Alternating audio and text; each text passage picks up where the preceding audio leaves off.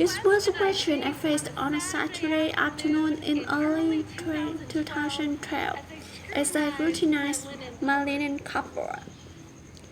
I had just started on a minimalist journey, inspired by my 1,500 square foot house that could no longer comfortably contain the projections of me, my husband, and our 3 year olds. Yes, you heard it right. Triplets. The issue of our stuff had to come to a head a few weeks ago. We had returned our visiting relatives for Christmas, all then packed with gifts. As I walked into our house, and I assessed our already stopped surroundings. A slow, threatening realization came upon me. We didn't have room for the thing we all really owned. Where was I going to put this new stuff? I considered my option. We could buy a bigger house. We could buy no one Christmas presents anymore ever. But then a friend suggested a better idea. Minimalism. Live with just what you need. Never really thought about that. But back to my linen cupboard. There I was facing a literal tower of tower, and one simple question. How many towers do you need? The answer was surprisingly clear. 2 per person. But that's only 10 towers for a family of 5. Certainly wasn't the message I received from Better Homes and Gardens magazine. They told me I needed different color towers for every season. 10 towers just didn't feel right. So I went down to the basement where my husband Josh was blissfully watching Saturday Sports to ask him a very important question. Honey, is it okay if we have just 10 towers?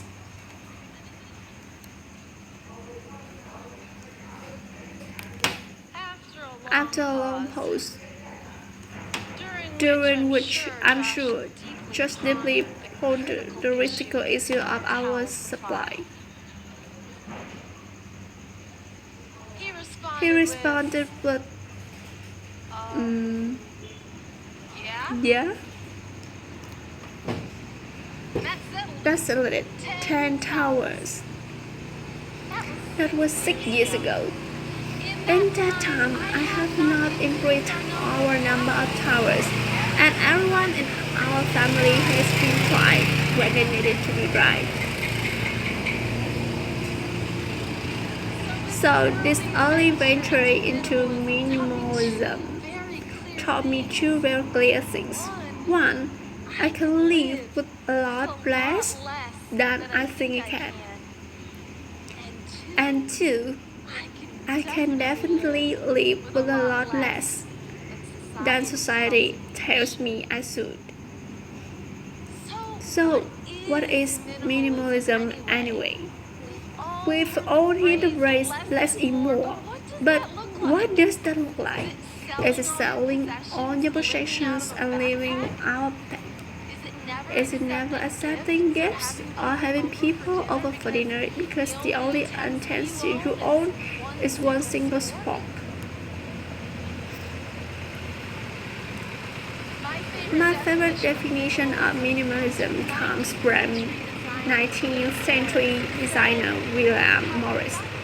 Have nothing in our house that you do not know to be useful or believe to be beautiful. Those two words, useful and beautiful, are the checkpoints I use to decide whether or not items are welcome. It's useful to me, and I know it to be useful, meaning I actually use it. We're not talking about potentially useful objects here. We are already familiar with those.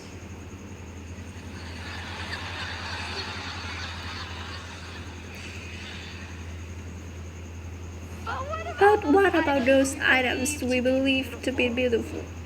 I'd like to introduce you to the naked blue lady. My mom painted this as a wedding gift for my aunt and my uncle in 1974.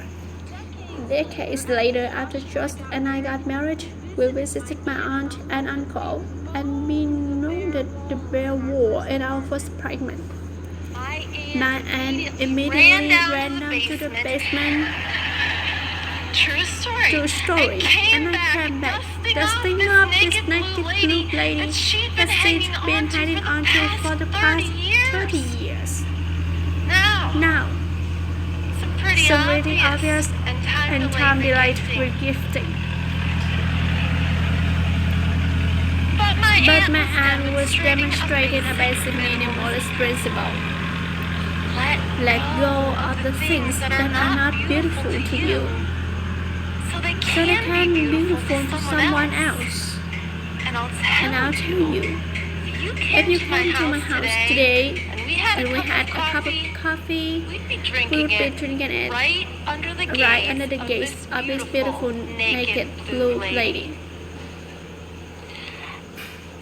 And while we are on the subject of gifting, what the heck do you do when other people give you stuff you don't want? I'd like everyone to take a moment and think about a time someone gave you something you didn't want. It shouldn't take long. Alright, now let's use some logic. If at some point in time we only received a gift we didn't want, it follows that at some point in time we've all given someone else a gift that they didn't want. A few years ago, I helped my best friend minimize her wardrobe, and we stumbled upon a pair of sheep print pajama pants that I had given her in 1999. I insisted that she let me put those in the donation bag myself. So let's just accept that it's okay to let go of unloved gifts. And you don't have to wait decades to do it because it's completely normal to give people things they don't want. It's truly the nature of gift giving.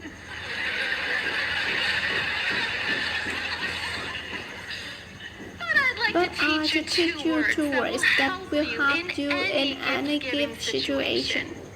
You may be familiar with them. When someone gives you a gift, say thank you. Once you've done that, your obligation to the gift and the giver is done.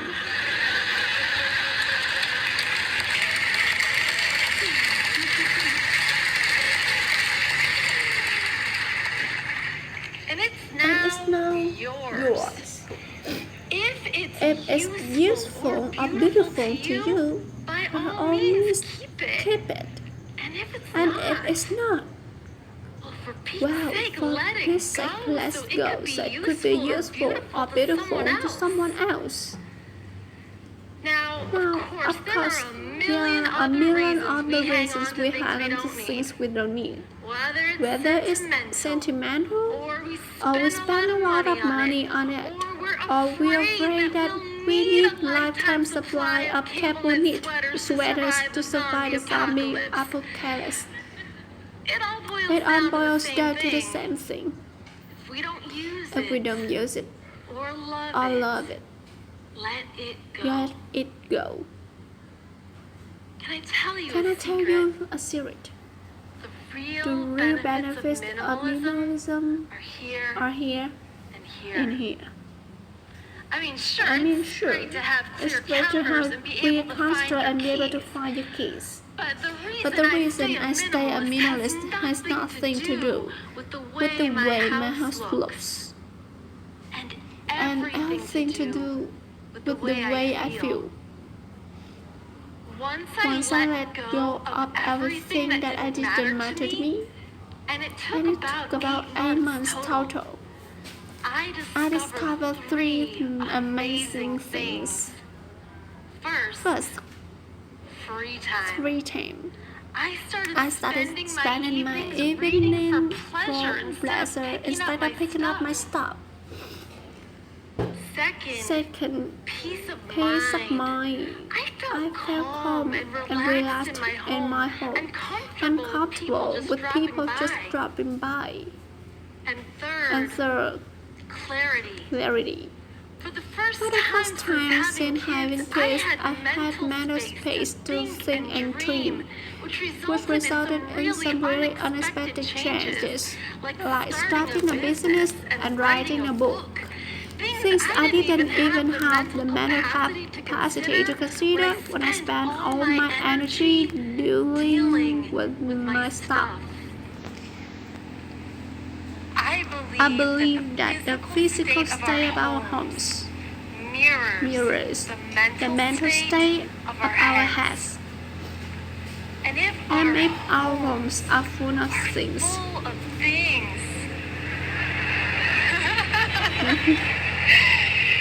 you know where I'm going.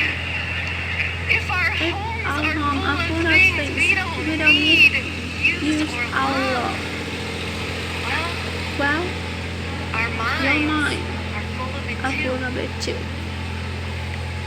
So as you get home today, and you are moving through your house, think to yourself, how much do I need? How many coffee cups, of pairs of shoes, or boxes of holiday decorations? And as you start to peel away the layers of physical stuff in your life, I believe you'll be surprised to find what's underneath. Everything that truly matters.